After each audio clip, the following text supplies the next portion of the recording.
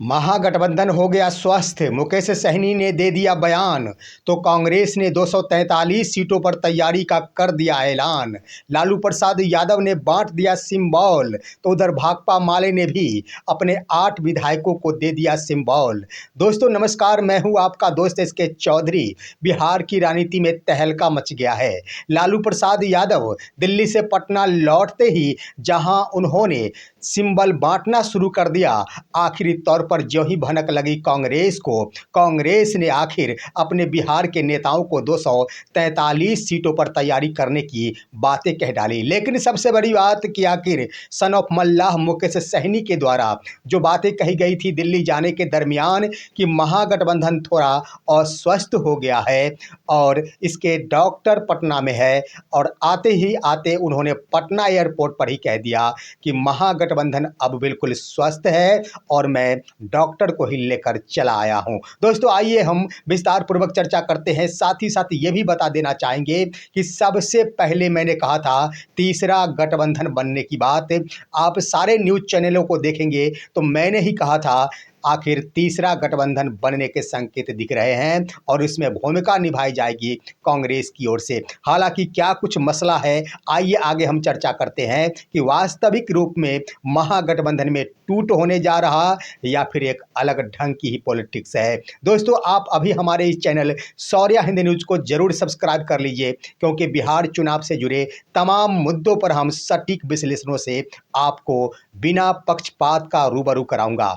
दोस्तों मैं बता देना चाहूँगी कि अभी यानी जस्ट पहले ही आखिर तेजस्वी प्रसाद यादव और मुकेश सहनी एक साथ ही दिल्ली से पटना लौटे हैं और आते आते ही पटना एयरपोर्ट पर मुकेश सहनी और तेजस्वी प्रसाद यादव के द्वारा एक ही सुरों के साथ एक ही बयान दिया गया है। तेजस्वी प्रसाद यादव का कहना हुआ कि महागठबंधन में सब कुछ ठीक है, और साथ ही साथ कहा गया कि कल हो या फिर एक दिन बाद तक हो, हम इन मसले पर ऐलान कर देंगे सीटों के बंटवारे को लेकर।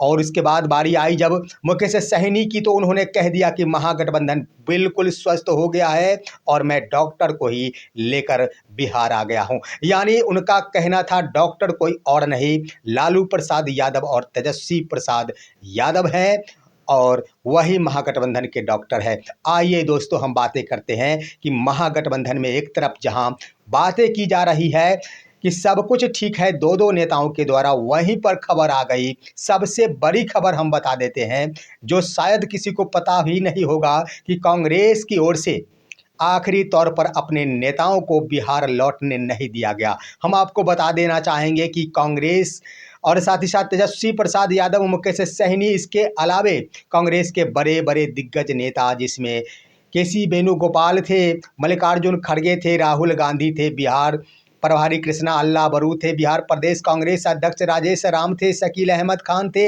इत्यादि तमाम नेताओं के साथ बैठक हुई थी।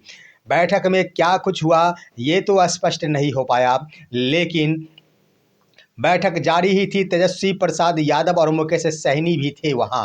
दोस्तों इसी क्रम में बता देना चाहेंगे कि लालू प्रसाद यादव और राबड़ी देवी पहले ही पटना के लिए रवाना हो गए थे। तेजस्वी प्रसाद यादव और मुकेश सहनी बाद में आए हैं, परंतु लालू प्रसाद यादव और राबड़ी देवी पटना पहले लौट चुके थे। पटना लौटते ही तुरंत ही यहाँ पर लालू प्रसाद यादव के द्वारा अपने कुछ नेताओं को सिंबल बांटना प्रारंभ कर दिया गया।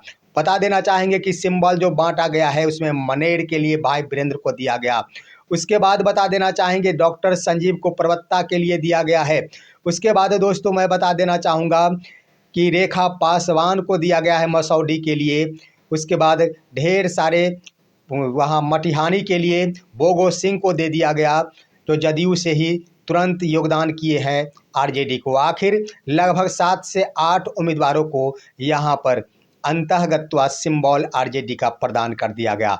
लेकिन यह बात शायद पता होगा मुकेश सहनी को एयरपोर्ट पर कि नहीं, ये भी पता नहीं कि सिंबल आखिर बांटना शुरू कर दिया गया है। लेकिन दोस्तों पता तो जरूर होगा, क्योंकि कांग्रेस को यहाँ पर भनक लग गई थी, और ज्यों ही भनक लगी थी कांग्रेस को, वहाँ पर दिल्ली में बैठे बैठे ही उस समय मीटिंग ही चल रही थी, जहाँ पर मीटिंग तेजस्वी प्रसाद यादव भी मीटिंग में मौजूद थे और कांग्रेस के तमाम पदाधिकारी और नेता भी मौजूद थे। उसी वक्त जब भनक लगी तो राहुल गांधी ने सवाल उठा दिया था कि आखिर गठबंधन धर्म का पालन नहीं हो रहा है और सिंबल पहले ही ऐलान से पहले बांटा जा रहा है, या बिल्कुल ही गठबंधन धर्म का पालन नहीं किया जा रहा, मनमौजी किया जा रहा है। दोस्तों, इसी के तहत तुरंत ही, हालांकि वहां पर कुछ नहीं कहा गया, शायद बातें बिगड़ गई होगी, इसलिए वहां से मुकेश सहनी और तेजस्वी प्रसाद यादव बिहार के लिए रवाना हो गए। परंतु कांग्रेस के तमाम बिहार के नेताओं को दिल्ली में ही रहने का आदेश दे दिया गया। उन सभी को नसीहत दी गई कि आप सभी को आज नहीं जाना है बिहार, दिल्ली में ही रहना है। दोस्तों, दिल्ली में ही वो सभी के सभी रुके हुए हैं, लेकिन बाहर खबर दी गई कि फ्लाइट छूट गया। फ्लाइट अगर छूटेगा तो क्या दोस्तों, सिर्फ एक या दो व्यक्ति का छूटेगा, सभी के सभी नेताओं का छूट जाएगा को क्या? लेकिन ये बड़ी बात कि सूत्र के अनुसार ये खबर प्राप्त हो गई है कि 243 सीटों के उम्मीदवारों की सूची मांगी गई है राहुल गांधी की ओर से। राहुल गांधी तमाम सीटों पर लड़ने की तैयारी कर रहे हैं, काफ़ी गुस्से में दिख रहे हैं। साथ ही साथ बड़ी बातें बता दूं कि जब तेजस्वी प्रसाद यादव के साथ मुकेश सहनी चले आए पटना, उसके बाद खबर दी गई है मुकेश सहनी को कि वो भी दिल्ली आवे। आखिर मुकेश सहनी जिन्होंने बयान दे दिया है कि आखिर महागठबंधन स्वस्थ हो गया है और डॉक्टर बिहार आ गए हैं, इसका मतलब मुकेश सहनी आखिरी तौर पर लालू प्रसाद यादव और तेजस्वी प्रसाद यादव के साथ ही रहेंगे। परंतु आखिर कांग्रेस की ओर से 243 सीटों पर लड़ने का ऐलान कर दिया गया है, इसकी तैयारी करने की बातें कह दी गई है। आखिर इसके पीछे का रहस्य क्या है, इसका एक और टॉपिक सामने उभर कर आता है दोस्तों, डिकोड करने के बाद आपको स्पष्ट होगा। लेकिन मैं आपको बता दूं कि आखिर लालू प्रसाद यादव के द्वारा क्यों सिंबल बांटना शुरू किया गया। हालांकि जो भी सिंबल बांटा गया है उसमें ज़्यादा कुछ नहीं, लेकिन इतना जरूर है कि भाकपा माले के दीपांकर भट्टाचार्य के द्वारा आज ही यानी सोमवार को ही अपने 8 सिटिंग विधायकों को सिंबल प्रदान कर दिया गया। सबसे बड़ी बात ये रही कि उन्होंने वही घोसी विधानसभा क्षेत्र जहां के भाकपा माले के वर्तमान विधायक रामबली सिंह यादव, जिनका विरोध आरजेडी नेताओं के द्वारा किया गया था, और उसके बाद आरजेडी के द्वारा राहुल शर्मा को, जो पूर्व विधायक थे, आरजेडी योगदान करा लिया गया था। वो जदयू के थे, परंतु आरजेडी इसलिए योगदान किया गया था कि वहाँ की जनता की मांग थी कि यहाँ से भाकपा माले के उम्मीदवार रामबली सिंह यादव को हटाया जाए और आरजेडी के किसी अन्य कैंडिडेट को दिया जाए। और कैंडिडेट योगदान तो कर लिए थे, परंतु बड़ी बात ये रही कि उन्हें सिंबल भी नहीं मिल पाया और भाकपा माले के दीपांकर भट्टाचार्य के द्वारा अपने ही उम्मीदवार रामबली सिंह यादव को सिंबल प्रदान कर दिया गया। शायद इसी बात से नाखुश रहे होंगे यहाँ पर लालू प्रसाद यादव, जिनके लिए ही आखिर उन्होंने अपने उन उम्मीदवारों को खास तौर पर टिकट दिया जिन पर विरोध था या फिर जिन्होंने हाल ही में आरजेडी योगदान किया है। तो इस तरह से उन सभी को रोक लिया गया है। और दूसरी तरफ आइए चर्चा करते हैं कि आखिर 243 सीटों पर चुनाव लड़ने वाली बात जो कांग्रेस के स्तर से कर दी गई है, क्या महागठबंधन में टूट हो जाएगा? दोस्तों, एक बात कहना चाहूँगा, पहले से ही कांग्रेस के द्वारा तेजस्वी प्रसाद यादव के सीएम फेस को लेकर अड़चन डाला जा रहा, कांग्रेस के स्तर से ये भी स्पष्ट किया जा रहा या फिर उनका ध्यान रहा होगा कि शायद केस के मसले को लेकर तेजस्वी प्रसाद यादव पर बैन लग जाए तो आखिर सीएम फेस कांग्रेस का ही होगा। इसी कारण उनके स्तर से सीएम फेस के ऐलान को लेकर आखिर पीछे कदम बढ़ा दिया जाता था। लेकिन सिर्फ मसला तेजस्वी प्रसाद यादव के नामों पर नहीं था, आखिर मुकेश सहनी के नामों पर भी कांग्रेस को एतराज़ था। स्वाभाविक बनता है कि आखिर क्यों नहीं, जब सीएम ही नहीं तो डिप्टी सीएम को। लेकिन दोस्तों, बड़ी बात यहाँ पर कि आखिर कांग्रेस के स्तर से दूसरी पॉलिटिक्स तो नहीं खेली जा रही है। यहाँ पर हो सकता है एनडीए के बीच में भी घमासान मचा हुआ है।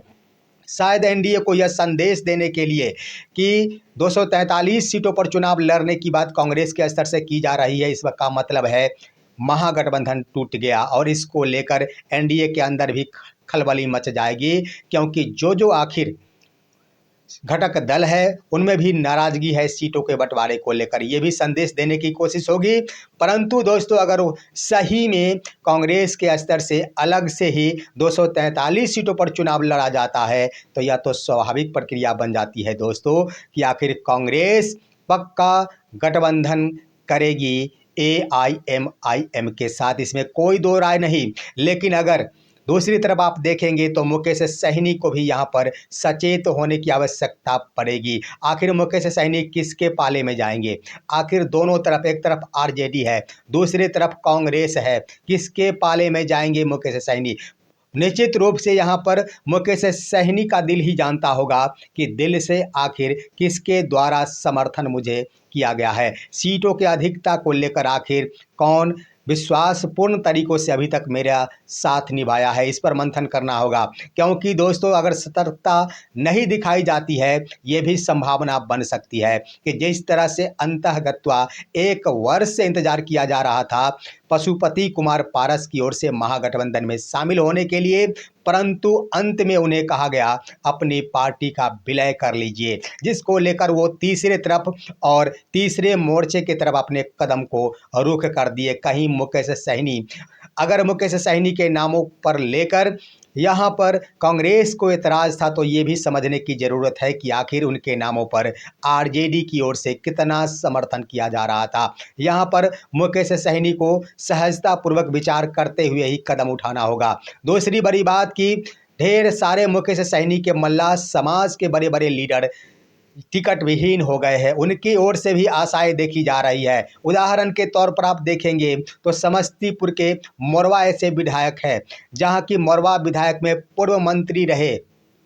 बैद्यनाथ सहनी जो भाजपा से जुड़े हुए हैं, उन्हें भी बेटिकट किया गया है। उसके बाद पूर्व विधायक विद्यासागर सिंह निषाद जदयू के थे, उन्हें भी बेटिकट कर दिया गया है। और वर्षों से RLM विनोद चौधरी निषाद मोरवा विधानसभा के ही लीडर हैं, परंतु RLM की सीट नहीं बनी। तो इस तरह से 3 ऐसे लीडर हैं जो कि यहाँ पर बिगुल फूकने को तैयार है। अगर ऐसे में मोरवा जो बता दूं कि सहनी बहुल इलाका है, उसके बाद इतने बड़े बड़े लीडर सहनी समाज के होने के बाद भी बेटिकट किया जा रहा है। यहाँ पर अगर मुकेश सहनी की ओर से औपचारिकताएं पूरी की जाती है, अगर यहीं पर तमाम इन तीनों नेताओं के साथ बैठक कर ली जाती है तो मोरवा विधानसभा अपने दम पर मुकेश सहनी सिर्फ सहनी के वोटरों से जीत सकते हैं अकेले चुनाव लड़कर। इतना ही नहीं, यही स्थिति है सरारंजन विधानसभा का। यहाँ भी सहनी समाज का बहुत बड़ी संख्या है और यहाँ भी सहनी समाज के बदौलत इन्हीं नेताओं में से एक किसी नेताओं को आखिर सरारंजन से उतार कर विजय कुमार चौधरी को धूल चटाया जा सकता है। उसके बाद गौर करेंगे दोस्तों, यहाँ पर मुजफ्फरपुर के 2 से 3 विधानसभा ऐसे हैं जो कि सहनी बहुल इलाका है, जहाँ पर अगर अलग अलग चुनाव लड़ने की बातें आती है, सबसे पहले मुकेश सहनी अगर तमाम घटक दलों के बीच गठबंधन करने से पहले सहनी समाज के उन तमाम नेताओं के साथ गठबंधन करते हैं जो बेटिकट हो गए हैं, वो सभी के सभी मोर्चा खोलने को तैयार है, उनके साथ अगर कर लेते हैं तो यह स्वाभाविक है कि अपने दम पर भी मुकेश सहनी बिहार के 5 सीटों पर इस बार परचम लहरा सकते हैं। लेकिन इन तमाम मसलों के बीच मुकेश सहनी पर निर्भर करता है कि आखिर जब महागठबंधन में टूट होगा। दूसरी तरफ आप गौर करेंगे तो जदयू भाजपा यानी NDA के बीच भी वही हाल है, 243 वाली हाल है। हम अगले वीडियो में आपको बताएंगे आखिर NDA के साथ क्या कुछ हो रहा है। तब तक दोस्तों हमारे इस वीडियो को लाइक कीजिए, अपने दोस्तों के पास शेयर कीजिए और अब दीजिए अपने दोस्त को इजाज़त। हम फिर मिलेंगे आपसे अगले वीडियो में, तब तक के लिए नमस्कार।